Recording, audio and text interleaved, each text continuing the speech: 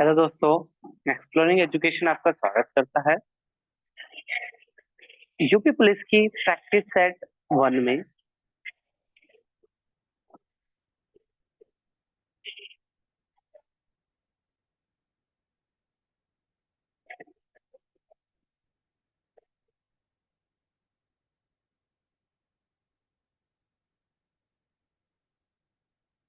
तो ये आपका अपना चैनल एक्सप्लोरिंग एजुकेशन। अगर अभी तक आपने चैनल को सब्सक्राइब नहीं करना किया है तो चैनल को सब्सक्राइब कर लो।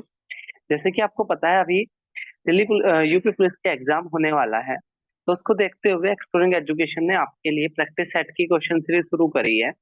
लास्ट के टाइम पर इसी तरह के प्रयास आपके इम्पोर्टेंट माने जाते हैं। पहला क्वेश्चन कह रहा है कि इसमें से किसे एक अनिवासी प्रत्यक्ष निवेश उद्यम में एक निवासी प्रत्यक्ष निवेशक द्वारा निवेश कहा जाएगा? यानी कि कोई अनिवासी मतलब भारत का व्यक्ति, जैसे फॉर एग्जांपल भारत के अंदर कोई बाहर का व्यक्ति इन्वेस्टमेंट करता है, ठीक है, और उस इन्वेस्टमेंट में था वो विदेशियों के लिए, लेकिन किसी एक भारतीय ने निवेश कर दिया। तो इस तरह के इन्वेस्टमेंट को क्या कहते हैं? तो इस तरह के इन्वेस्टमेंट को हम जावक निवेश कहते हैं। ठीक है, ऐसा कोई इन्वेस्टमेंट जो विदेशियों के लिए था, विदेशी भारत में कर सकता था और भारत के व्यक्ति ने कर लिया, उसको जावक निवेश कहते हैं। तो ऐसी ही एक सुविधा गुजरात के गिफ्ट सिटी में अभी हाल ही में दी गई थी, तो इस वजह से ये क्वेश्चन बना। अगला क्वेश्चन है पंचवर्षीय योजनाओं से, 5 ईयर प्लानिंग से। तो हमने रशिया का मॉडल अपनाते हुए 5 साल की 5 ईयर प्लानिंग हमने अपनाई कि भाई हम 5 साल इस चीज पे फोकस करेंगे, अगले 5 साल हम इस चीज पे फोकस करेंगे। तो पूछ रहा है इंडिकेटिव प्लानिंग किस 5 ईयर प्लान का हिस्सा थी। तो अगर हम बात करें यहाँ पर, तो जो हमारी 8वीं जो प्लानिंग थी, ठीक है, 8वीं जो प्लानिंग थी वो 8वीं जो पंचवर्षीय योजना थी, उसका जो मेन उद्देश्य था वो आपका इंडिकेटिव प्लानिंग था। इसके अलावा अगर हम बात करें यहाँ से, और जो मेन क्वेश्चंस आपके बनते हैं, मेन क्वेश्चन बनते हैं, पहली 5 ईयर प्लानिंग 1951 से 56 तक थी जिसका फोकस एग्रीकल्चर में था। दूसरी 1956 से लेकर 61 तक थी जिसका फोकस इंडस्ट्री पर था, रैपिड इंडस्ट्रियलाइजेशन इसका फोकस हुआ करता था। इसके अलावा अगर हम बात करें गैप कब आया, तो 1966 से लेकर 69 के बीच में गैप रहा और एक एक साल की योजनाएं आई। ऐसे ही 1977 से 78 और 78 से 79, यहाँ भी 1 1 ईयर की योजना चलाई गई, जनता दल की उस टाइम पर गवर्नमेंट हुआ करती थी। इसके अलावा कौन सी ऐसी 5 ईयर प्लानिंग थी जिसको एक बार शुरू किया गया, फिर रोका गया, फिर दोबारा से शुरू किया गया? तो जब भारत ने एलपीजी अपनाई, तो ये जो 8वीं पंचवर्षीय योजना थी, ये पहले एक बार पहले शुरू हो गई थी, लेकिन इसको दोबारा से रोककर और फिर 5 ईयर प्लानिंग अपनाने के बाद दोबारा से 1992 में इसको शुरू किया गया था। कई बार पूछते हैं गरीबी हटाओ का नारा जो था वो कौन सी 5 ईयर प्लानिंग में था? तो पांच, जो 5 ईयर प्लानिंग 5 थी, उससे जुड़ा हुआ था गरीबी हटाओ का। तो इस तरह की चीजें आपने याद रखनी है। और टोटल कितनी योजनाएं हुई? 12 पंचवर्षीय योजनाएं हुई, जिसके बाद योजना आयोग को हटाकर 1 जनवरी 2015 से एक गवर्नमेंट का थिंक टैंक बना दिया गया जिसको नीति आयोग कहा गया, national institution for transforming India उसकी फुल फॉर्म है। अगला क्वेश्चन कह रहा है कौन सी घटना लॉर्ड लिटन के टाइम पर नहीं हो? ठीक है, कौन सी घटना लॉर्ड लिटन के टाइम पर नहीं हुई थी? तो बेसिकली अगर हम बात करें, तो एक वॉइस रॉय हुए, इन वॉइस रॉय को औरंगजेब भी कहा जाता था इनकी हरकतों की वजह से। ठीक है, इनको औरंगजेब भी कहा जाता था क्योंकि इनकी जो हरकतें थी, इनकी जो पॉलिसी थी, वो एक आम भारतीयों के लिए अच्छी नहीं थी।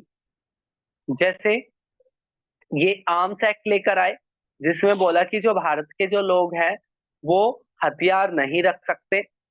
प्रेस एक्ट लेकर आए जिसमें ये था कि जो न्यूज़पेपर होंगे वो लोकल लैंग्वेज में नहीं छपेंगे।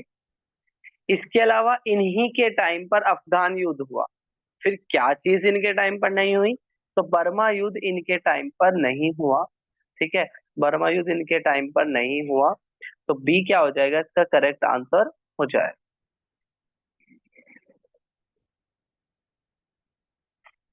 तो जो पहला जो बर्मा युद्ध था 1824 से 26 के बीच में, वो लॉर्ड एमहेस्ट के बीच के दौरान हुआ।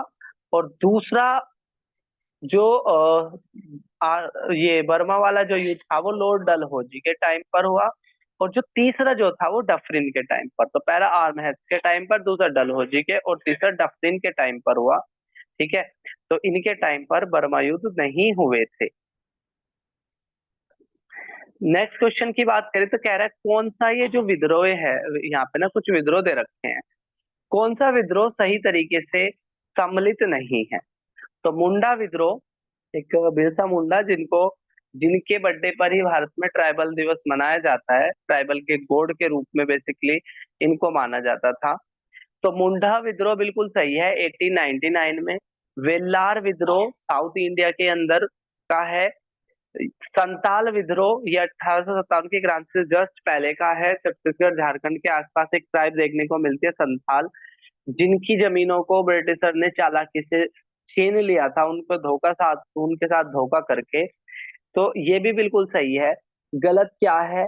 चुहार विद्रोह, चुहार विद्रोह पश्चिम बंगाल में हुआ था। इसका जो टाइम पीरियड था वो 1798 से लेकर 99 था। ठीक है, तो डी क्या हो जाएगा, इसका करेक्ट आंसर हो जाएगा। नेक्स्ट कह रहा है फोसा मैग्ना क्या है? What is fossa Magna? तो अगर हम फोसा मैग्ना की बात करें, ठीक है, तो जो यहाँ पर दरारी निम्न भूमि जहाँ पर भूमि के अंदर जो दरार आ जाती है उसको हम फोसा मैग्ना कहते हैं। और ये जापान के अंदर एक होन्सो द्वीप पड़ता है। ठीक है, वहां पर ये देखने को मिलता है। दरारी निम्न भूमि इसका सही आंसर हो जाएगा। नेक्स्ट कह रहा है नंदी पहाड़ियाँ कहाँ है? ठीक है, नंदी पहाड़ियाँ कहाँ है? तो नंदी पहाड़ियों की बात करें तो नंदी पहाड़ियाँ है कर्नाटक के अंदर। ठीक है, नंदी पहाड़ियाँ कहाँ है? कर्नाटक के अंदर है। वो जो आपका चिकबल्लापुर शहर है उससे 10 किलोमीटर दूर, और लगभग लगभग बैंगलोर जो कर्नाटक की राजधानी है उससे 45 किलोमीटर दूर पर ये नंदी दुर्ग या नंदी पहाड़ियाँ हैं। नेक्स्ट क्वेश्चन की तरफ बढ़ते हैं। क्वेश्चन नंबर 7, निम्न में से कौन सी गजल गायिका से संबंधित नहीं है? कौन से व्यक्ति में से गजल गायिका से संबंधित नहीं है? तो बेगम अख्तर भी है, मल्लिका पुखराज भी है, मिनाज मसानी भी है, हरि भाई वराडकर, हरि भाई वडारकर, ठीक है, इससे संबंधित नहीं है। तो डी क्या हो जाएगा, इसका करेक्ट आंसर हो जाएगा। ये भक्ति गीत से संबंधित है, ना कि गजल गीतों से। ठीक है, हरि भाई वडारकर जो है ये भक्ति गीतों से संबंधित है। नेक्स्ट कह रहा है दास वंश की स्थापना किसने करी थी? तो बेसिकली क्या हुआ था, जो तराइन के दूसरे युद्ध में पृथ्वीराज चौहान को हराने के बाद मोहम्मद गोरी ने अपने एक सेवक कुतुबुद्दीन ऐबक कुतुबुद्दीन ऐबक को भारत के राजपाट के लिए यहाँ पर छोड़ दिया। और कुतुबुद्दीन ऐबक ने, क्योंकि वो मोहम्मद गोरी के सेवक हुआ करते थे, इसलिए इस डायनेस्टी को स्लेव डायनेस्टी के नाम से जाना जाता है। एक्चुअली जो कुतुबुद्दीन ऐबक की जो डायनेस्टी थी वो मामलुक डायनेस्टी थी। तो सामलुक स्लेव डायनेस्टी का दूसरा नाम मामलुक डायनेस्टी भी है। और कुतुबुद्दीन ऐबक ने 1206 में दिल्ली सल्तनत की स्थापना करी थी। और इसकी अ, जो टर्किश थी वो दिल्ली सल्तनत की राजधानी हुआ करती थी। इसमें 5 डायनेस्टी थी इसमें बेसिकली। गुड़ खा तसले में गुलाम, खिलजी, तुगलक, सैयद और लोदी, इस तरीके से 5 डायनेस्टी यहाँ पर हुआ करती थी। बाकी बात करें रजिया सुल्तान, रजिया सुल्तान इल्तुतमिश की बेटी थी। और ये पहली मुस्लिम धर्म के अंदर पहली महिला शासिका मानी जाती है रजिया सुल्तान। गयासुद्दीन बलबन, जो एक बहुत ही हार्श रूलर के रूप में जाने जाते हैं, जिनकी पॉलिसी काफी ज्यादा हार्श थी। नेक्स्ट क्वेश्चन की तरफ बढ़ते हैं। कौन सा आयोग केंद्र राज्य आयोग से संबंधित नहीं है? कौन सा आयोग, इनमें से चार कमेटी है, उनमें से कौन सी कमेटी आपकी केंद्र सरकार आयोग, केंद्र और राज्यों के बीच के जो रिलेशन है उनसे संबंधित नहीं है? तो जो कोठारी जो कमीशन है, कोठारी कमीशन, ठीक है, वो केंद्र राज्यों से संबंधित नहीं है, जबकि सरकारिया भी है, पंची भी है, राजमन्नार भी है। ठीक है, कौन नहीं है? कोठारी नहीं है, जिसका संबंध जो था वो एजुकेशन से था। ठीक है, कोठारी आयोग का संबंध किससे था? एजुकेशन से था, न कि केंद्र राज्यों के संबंध से। अब हम बढ़ते हैं अपने नेक्स्ट क्वेश्चन की तरफ। अगला कह रहा है किसी तत्व का तुल्यांकी भार और संयोजिकता का गुणनफल किसके बराबर होता है? तो ये बराबर होता है उसके परमाणु भार के। किसके बराबर होता है? परमाणु भार के बराबर होता है। अगला क्वेश्चन कह रहा है प्लास्टर ऑफ पेरिस, पीओपी जिसको कहते हैं, कह रहा है जल में मिलने के बाद ये जिप्सम बना लेती है। तो बिल्कुल बात सही है। ठीक है, कह रहा है इसका फॉर्मूला, इसका जो फॉर्मूला है, ठीक है, वो CaSO4 2H2O है। ठीक है, तो ये तो बात गलत है, सजावट के लिए इसका यूज किया जाता है, ये भी बात सही है। तो पहला सही है और तीसरा सही है, दूसरा इसका सही नहीं है। 2H2O की बजाय हाफ H2O आ जाता है।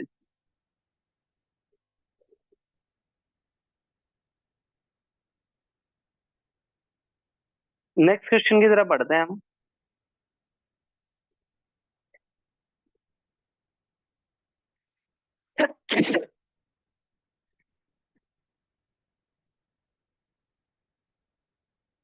Question number 12। क्वेश्चन नंबर 12 कह रहा है भारतीय संसद में कौन सी परिस्थिति में सदन किसी सदस्य की सीट को रिक्त घोषित कर सकता है? यानी कि कब किसी सदस्य की मान्यता कैंसिल की जाएगी? यदि वो कोई भी सदस्य लगातार 60 दिन तक अनुपस्थित रहे और बिना इंफॉर्मेशन के अनुपस्थित रहे, तो उसकी जो सदस्यता है वो क्या की जा सकती है? रद्द की जा सकती है। ठीक है, ए क्या हो जाएगा? इसका करेक्ट आंसर हो जाएगा।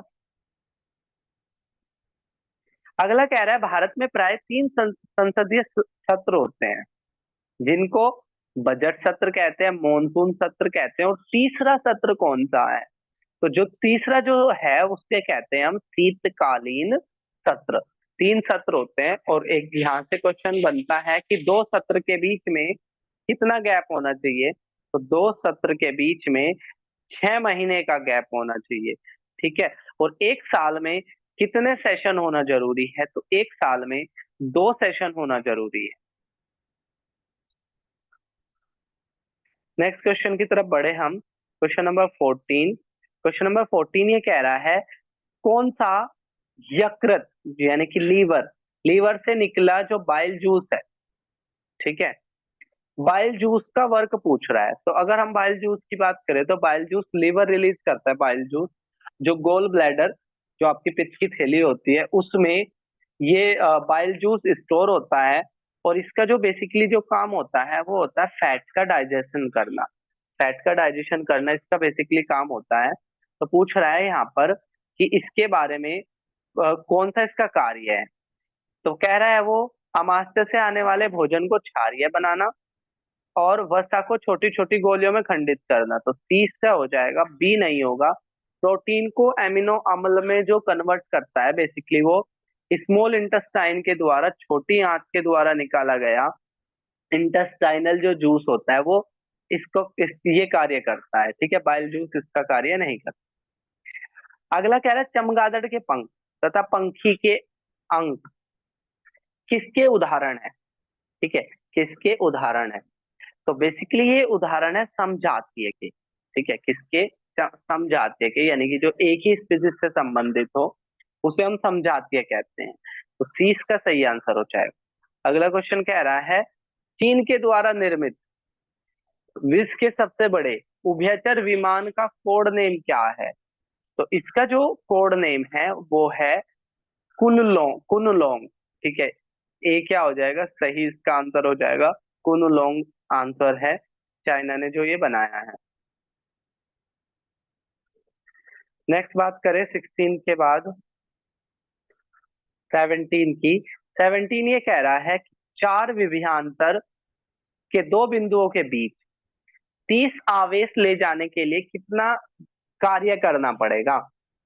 ठीक है, तो इसका जो सही आंसर हो जाएगा वो क्या हो जाएगा आपका, ठीक है, 80 हो जाएगा। 20 multiply by 4 that is equal to 80, इसका सही आंसर हो जाएगा। अगला कह रहा है जम्मू कश्मीर में, जम्मू कश्मीर में कौन सा है, तो जम्मू कश्मीर में आपका क्या है, दाचिगम। दाचिगम जो नेशनल पार्क है वो कहाँ है, जम्मू कश्मीर में है ये। और इसका जो नाम पड़ा है वो 10 गांव को की वजह से पड़ा है।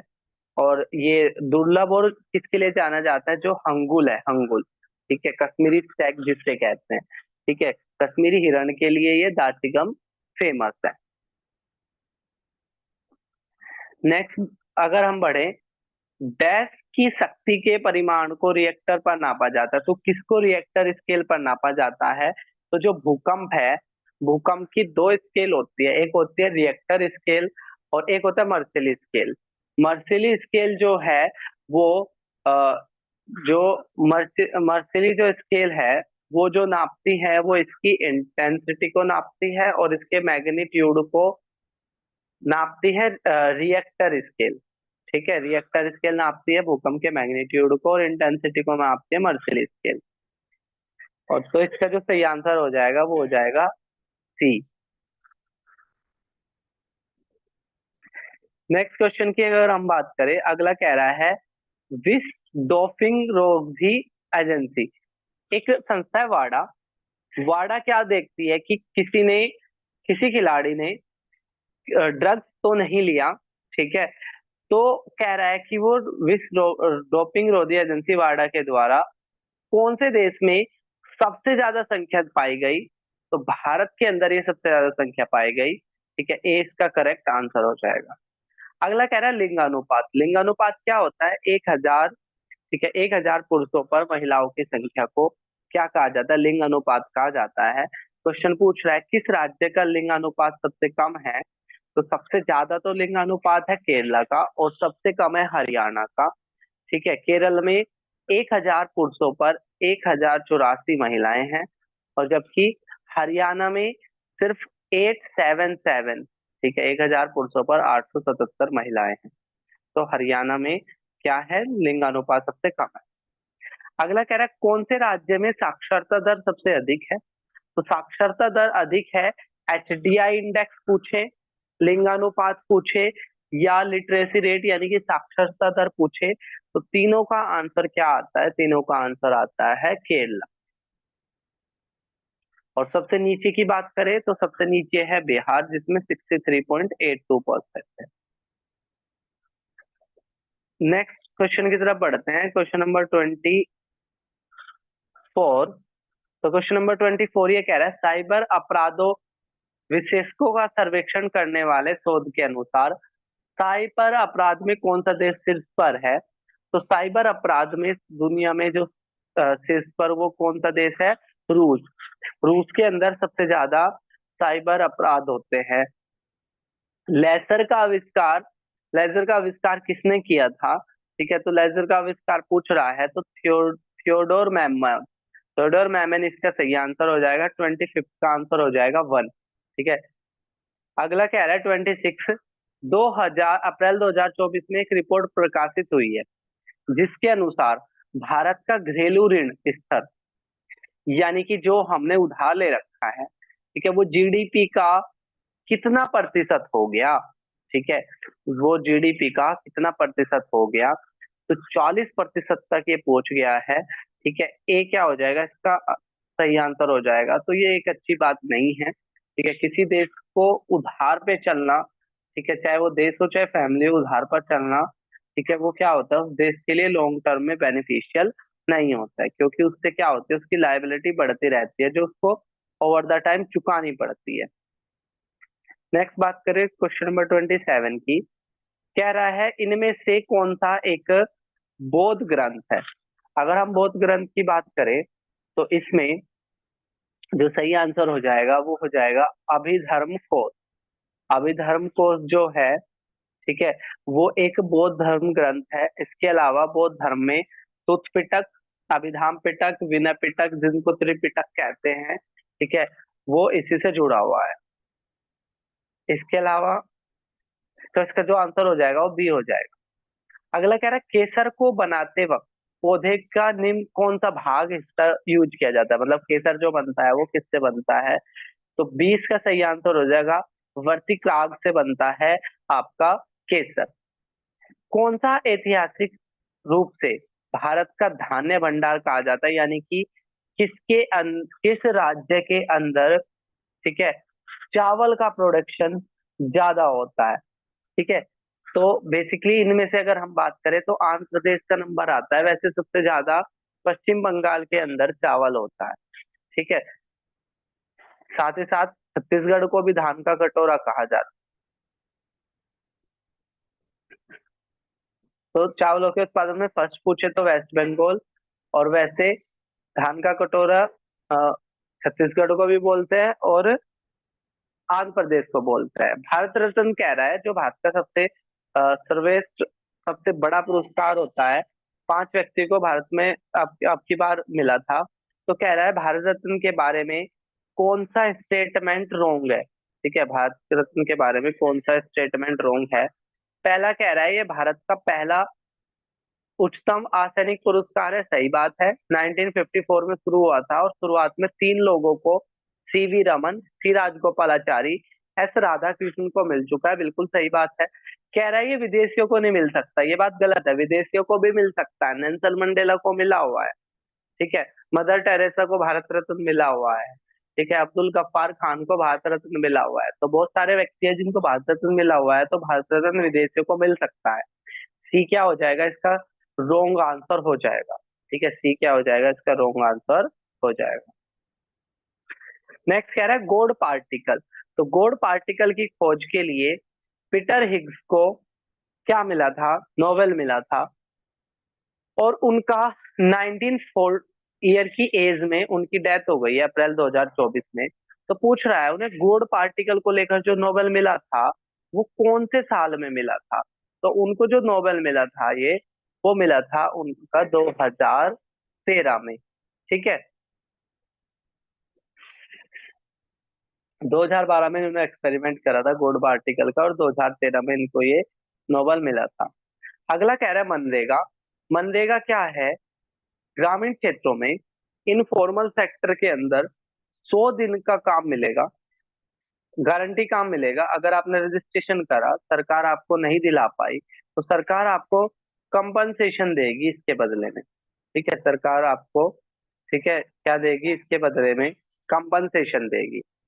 तो इसकी जो मनरेगा का जो एक्ट आया था, ठीक है, 2004 में आया, 2005 का एक्ट आया था, 2006 से इसको लागू किया गया था।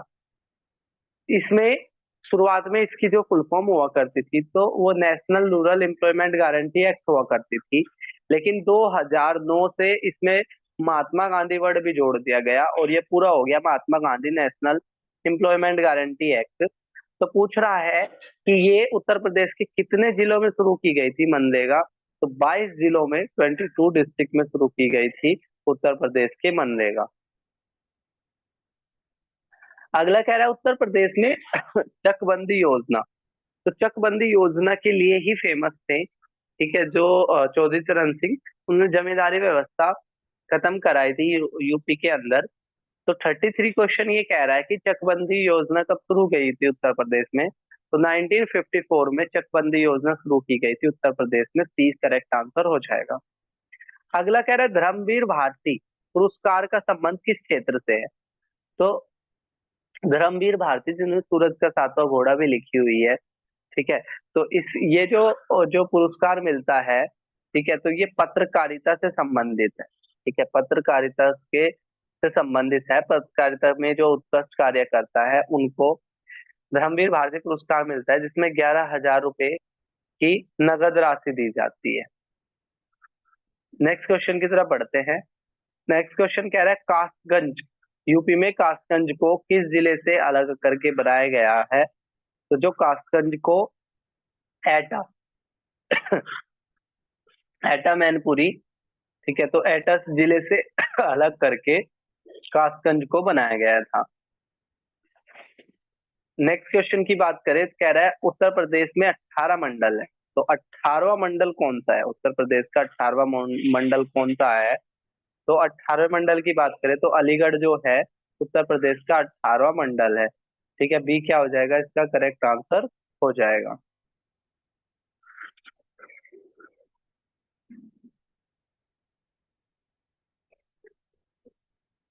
इस 18वें मंडल में 4 जिले हैं, अलीगढ़ है, एटा है, हाथरस है और कासगंज है। ठीक है, 4 जिले शामिल है 18वें मंडल में। अब हम बात करते हैं अपने लास्ट के 2 क्वेश्चन की। कह रहा है राज्य का प्रथम Ganga heritage zone, Ganga heritage zone कौन सा है? ठीक है, तो गंगा हेरिटेज जोन जो है, पहला गंगा हेरिटेज जोन वो है कानपुर। कानपुर अपने चमड़े के उद्योग के लिए भी जाना जाता है। लास्ट है खेल गांव की स्थापना कहाँ की गई है? तो आगरा के अंदर, ठीक है, उत्तर प्रदेश में पहला खेल गांव की स्थापना आ, आगरा के अंदर की गई है। फर्स्ट क्या हो जाएगा इसका करेक्ट आंसर हो जाएगा, खेल गांव कहाँ बना है? आगरा के अंदर बना है। तो ये थे हमारे यूपी पुलिस का पहला प्रैक्टिस सेट।